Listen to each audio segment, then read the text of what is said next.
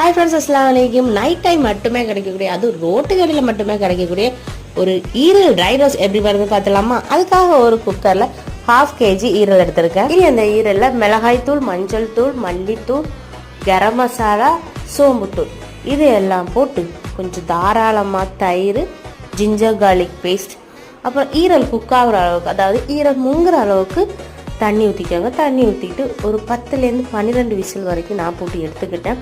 அப்புறமா கம்ப்ளீட்டாக ப்ரெஷர்லாம் போனதுக்கப்புறம் ஓப்பன் பண்ணி பார்த்துக்கோங்க.